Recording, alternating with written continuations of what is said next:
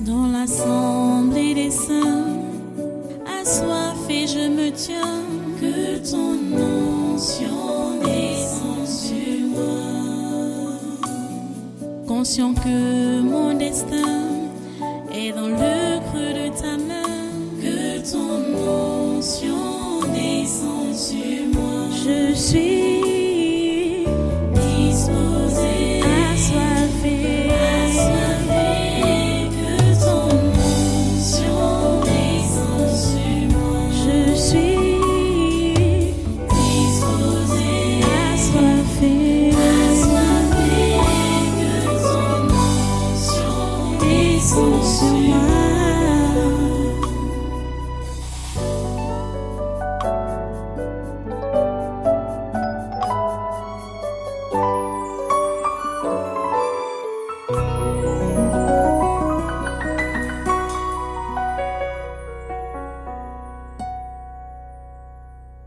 Comment pouvez-vous donc dire que vous allez évangéliser les autres alors que vous vous comportez vous-même comme eux? C'est bizarre. Si quelqu'un est en Christ, il est une nouvelle créature. Les choses anciennes sont passées. Voici, toutes choses sont devenues nouvelles. Vous voyez qu'il y a très peu de gens qui peuvent vraiment prétendre dire qu'ils sont en Christ. Beaucoup font seulement dans la religion. La religion, c'est la forme des choses. La forme des choses. Pas de changement de vie. Pas de changement de vie. Les uns et les autres viennent à l'église et chacun garde ses principes. D'autres arrivent même à dire que c'est mon habitude. C'est ma façon de faire. C'est ma façon de vivre. C'est comme ça que ça se passe chez nous. Tout le monde chez nous est comme ça. Il faut me supporter comme ça. Oh mon Dieu.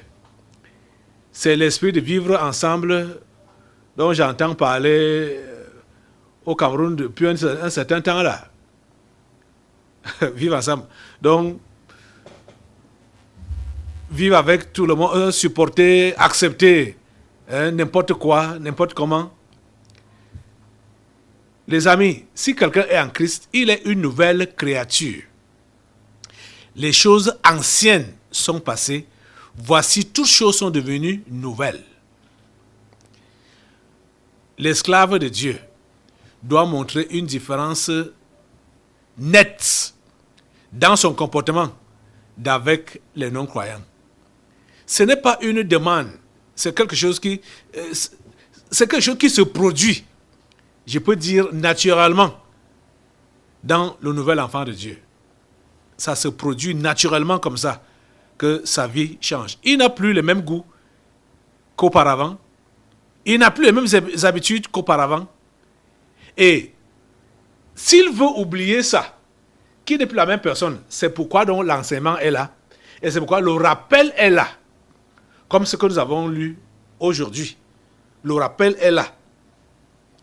Qui nous dit donc, ne vous mettez pas avec les infidèles sous un joug étranger. Car quel rapport y a-t-il entre la justice et l'iniquité? Ou qu'y a-t-il de commun entre la lumière et les ténèbres? Il y a encore quoi de commun entre la lumière et les ténèbres? Et toi, tu dis que tu es enfant de Dieu, tu te sens tellement à l'aise avec les non-croyants. Tu tapes les commentaires, tu tapes les divers avec les non-croyants. Mais ça, c'est quoi? C'est quelle vie chrétienne là-bas? C'est quelle vie chrétienne là-bas? Quel rapport y a-t-il entre le temple de Dieu avant? Quel rapport y a-t-il entre Christ et Bélial? Ou quelle part a le fidèle avec l'infidèle? Quel rapport y a-t-il entre le temple de Dieu et les idoles? Car nous sommes le temple du Dieu vivant, comme Dieu l'a dit. J'habiterai et je marcherai au milieu d'eux. Je serai leur Dieu et ils seront mon peuple. C'est pourquoi sortez du milieu d'eux et séparez-vous, dit le Seigneur. Ne touchez pas à ce qui est impur et je vous accueillerai. Vous comprenez? Vous ne pouvez pas être avec les infidèles, avec les impurs, toucher ce qui est impur et Dieu va vous accueillir. Ne touchez pas à ce qui est impur et je vous accueillerai. Il faut faire la différence. C'est vrai que vous allez être critiqué. Et c'est ça on a d'abord vu. Vous allez être critiqué, vous allez être rejeté. Vous allez être ridiculisé. Vous allez être maltraité. Mais ça ne doit pas vous amener à chercher donc l'amitié du monde et des mondains. Non. Le fait que vous êtes rejeté par le monde ne doit pas vous amener à chercher l'amitié du monde et des mondains. Pas du tout. Pas du tout. Au contraire, vous devez renforcer, s'il faut le dire, votre isolement du monde et des mondains. Et votre attachement à Dieu. Vous devez renforcer votre attachement à Dieu. Sachant que votre vécu quotidien, ce n'est que des tribulations. Il faut être armé de cette pensée-là. Que votre vécu quotidien, ce sont des tribulations. Ce sont des épreuves. Ce sont les combats. C'est votre vécu quotidien comme ça, en tant qu'esclave de Dieu. Votre vécu quotidien, ce sont les combats. Le péril. Vous comprenez? Et la Bible nous a enseigné que nous devons être armés de l'esprit de patience. C'est ça qu'on voit dimanche. Il faut donc être armé de l'esprit de patience. Pas patience que, ok, les tribulations vont finir. Ce n'est pas que ça va finir. On les supporte. On les supporte jusqu'au bout. Jusqu'à ce que la trompette sonne. Jusqu'à ce que nous puissions aller rencontrer le Seigneur. Il faut être armé de l'esprit de patience. C'est pourquoi sortez du milieu d'eux. Et séparez-vous, dit le Seigneur. Ne touchez pas à ce qui est impur et je vous accueillerai. Je serai pour vous un père et vous serez pour moi des fils et des filles, dit le Seigneur Tout-Puissant. Et voici donc l'exhortation. Ayant donc de telles promesses, bien-aimés, purifions-nous de toute souillure de la chair et de l'esprit, en achevant notre sanctification dans la crainte de Dieu. Vous voyez, la chair. De toute souillure, purifions-nous de toute souillure de la chair. Tout ce qui peut toucher à la chair, donc les désirs charnels là, il faut se purifier de ça, et de l'esprit. Donc tout ce qui peut marquer ton esprit. L'esprit est souvent marqué par quoi? Par des choses qu'on voit, par des choses qu'on entend. Hein? C'est-à-dire des choses futiles, des choses sales. Ça marque l'esprit. Il faut se purifier, se sanctifier de toutes ces choses-là. Ça veut dire quoi? Ça veut dire que tu ne vas pas donc volontairement aller souiller ton esprit en regardant des séries, les films, parce que tu aimes ça. J'avais suivi un père à Douala, c'est-à-dire les gens là, leur chrétienté m'a dépassé. Il y avait une église à Douala, il y avait un père là qui était l'un des responsables, qui a toujours voulu que je puisse travailler avec eux, m'invitant souvent à faire des séminaires dans leur église. Mais j'étais dépassé par le comportement de ces gens. J'étais dépassé. Ok. Bizarre. Parce que je me rappelle un jour, là, je n'étais pas prédicateur le jour-là, mais c'est l'un d'entre eux qui a prêché.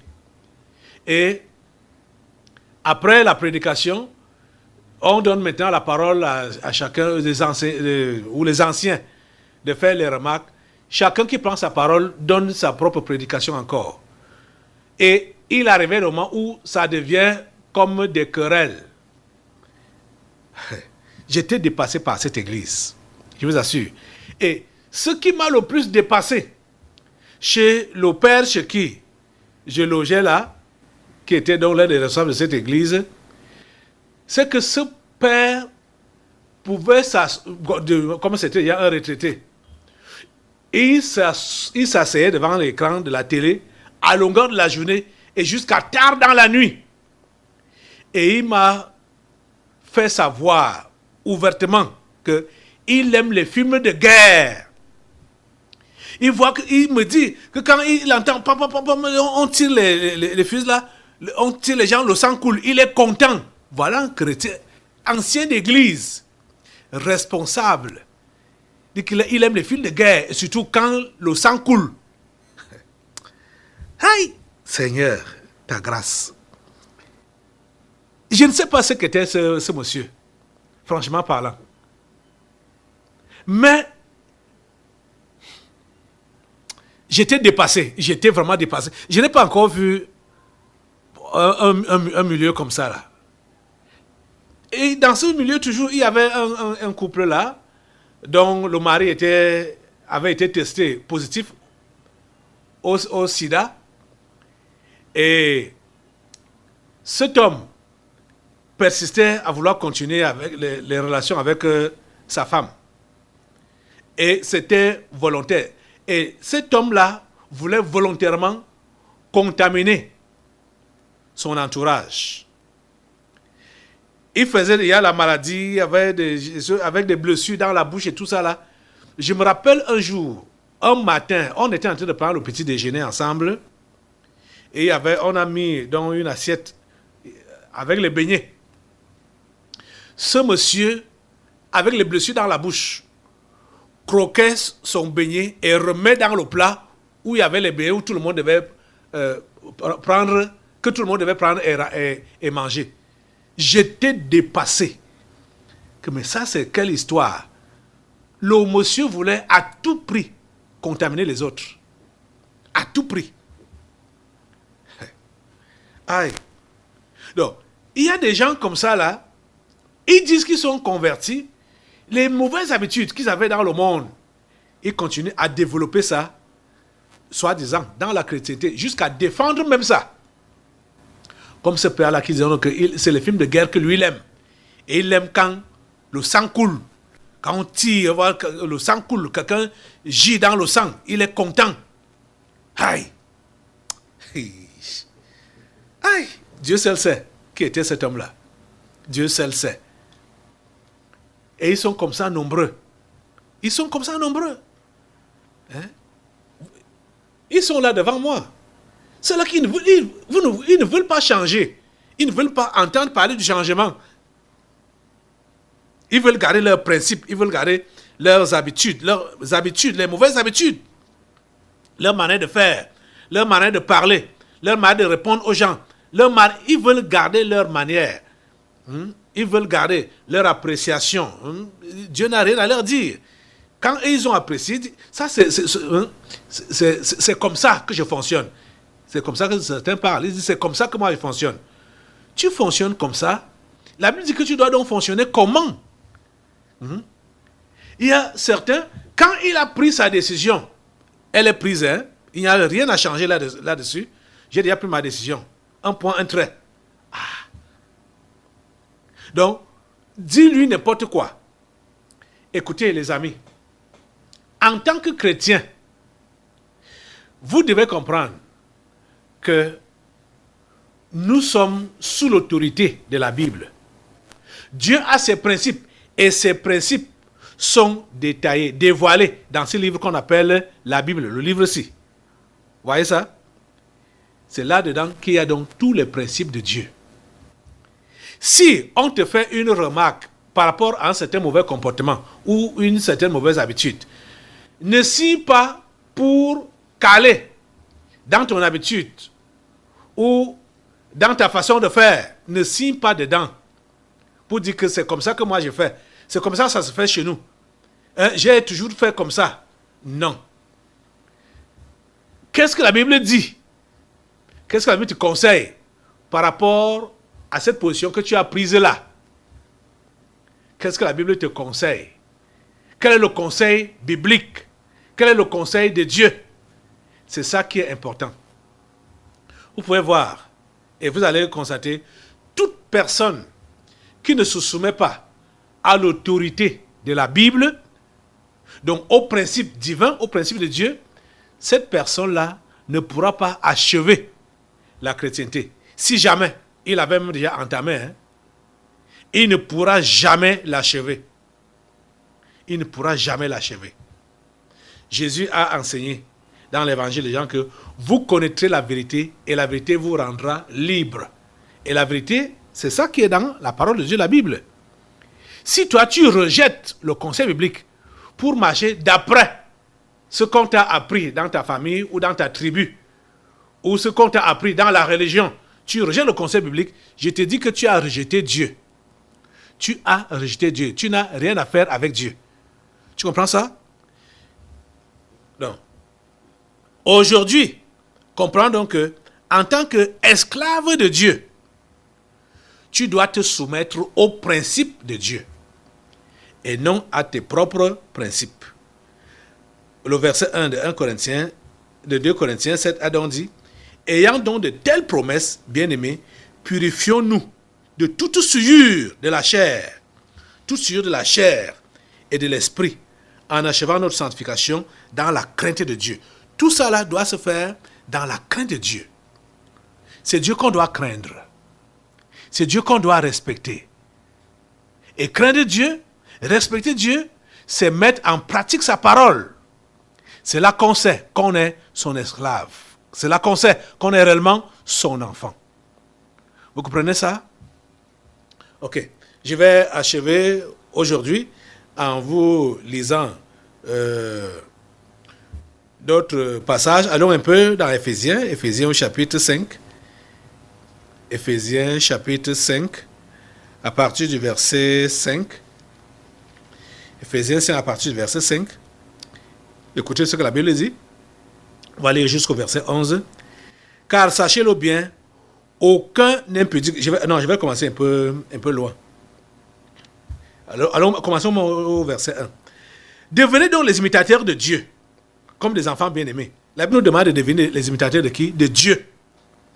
Devenez donc les imitateurs de Dieu, comme des enfants bien-aimés, et marchez dans la charité, à l'exemple de Christ, qui nous a aimés et qui s'est livré lui-même à Dieu pour nous, comme une offrande et un sacrifice de bonne odeur. Que l'impudicité, qu'aucune espèce d'impureté, et que la cupidité ne soit même pas nommée parmi vous, ainsi qu'il convient à des saints.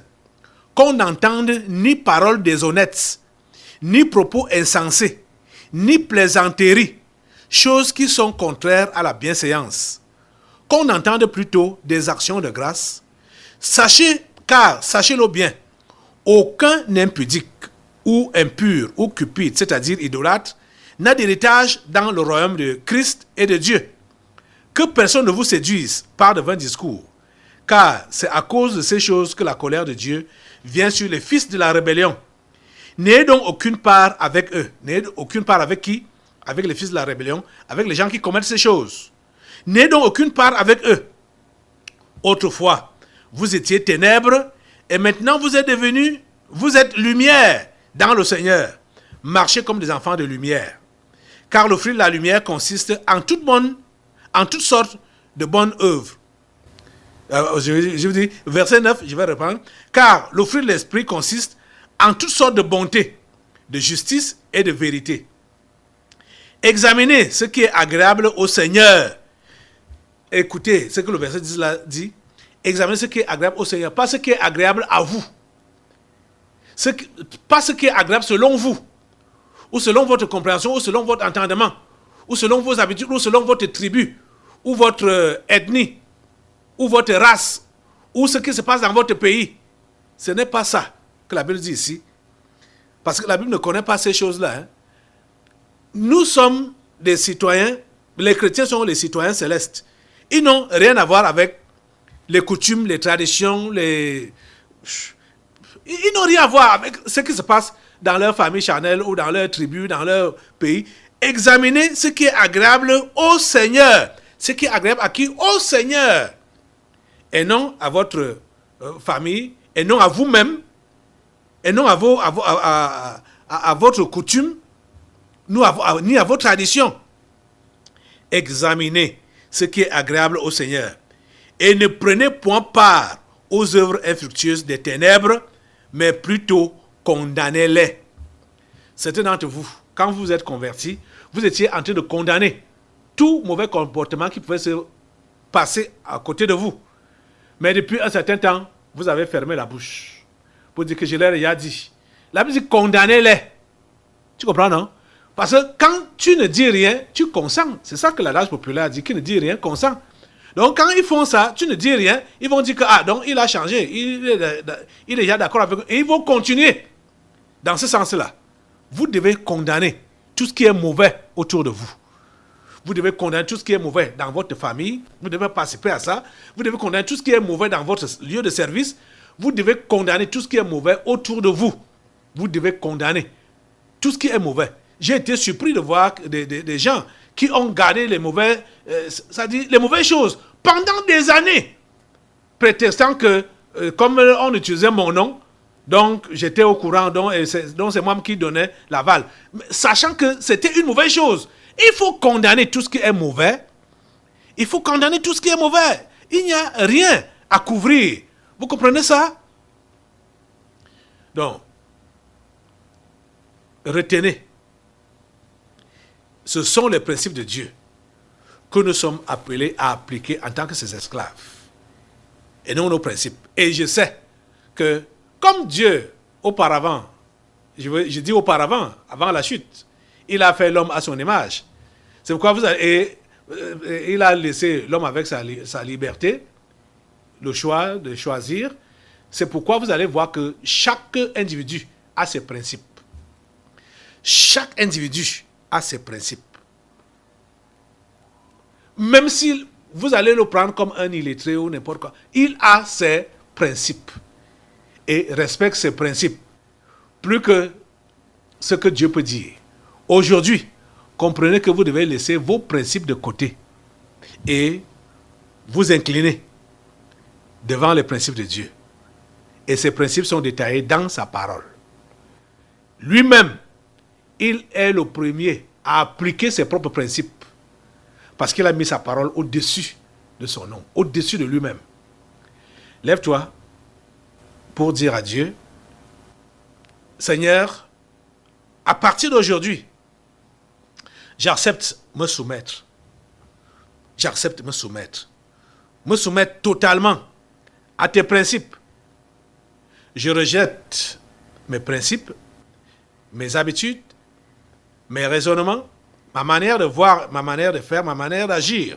Je rejette tout cela au nom de Jésus et je m'incline devant tes principes. À partir d'aujourd'hui, aie total contrôle sur mon être, mon corps, mon âme et mon esprit. Au nom puissant de Jésus, j'ai prié. Amen. Voilà. Assois-toi. Nous allons maintenant passer aux délivrances prophétiques. Ne vous en faites pas, hein. Nous sommes pendant la saison des pluies. Nous devons même remercier Dieu pour la prolongation qu'il fait avec ces pluies. Parce que vous savez qu'il y a eu un petit temps là où il ne pleuvait pas comme il se devait. Donc, même comme on est dans ces conditions que vous connaissez, sous des tentes et puis en plein air, il y a souvent une inondation, l'eau déborde, c'est pas grave.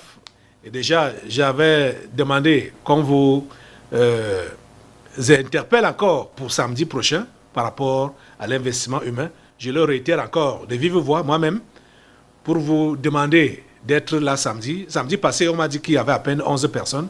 Ce n'est pas bien.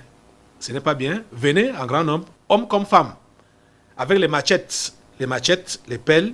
Hein, dégageons la rigole pour que nous ne soyons plus submergés par l'eau ici, là. Voilà, que le Seigneur vous bénisse. Tout à l'heure, nous continuons avec les délivrances prophétiques. Dans l'assemblée des saints, assoiffé je me tiens, que ton onction descende sur moi. Conscient que mon destin est dans le creux de ta main, que ton onction descende sur moi. Je suis disposé, assoiffé,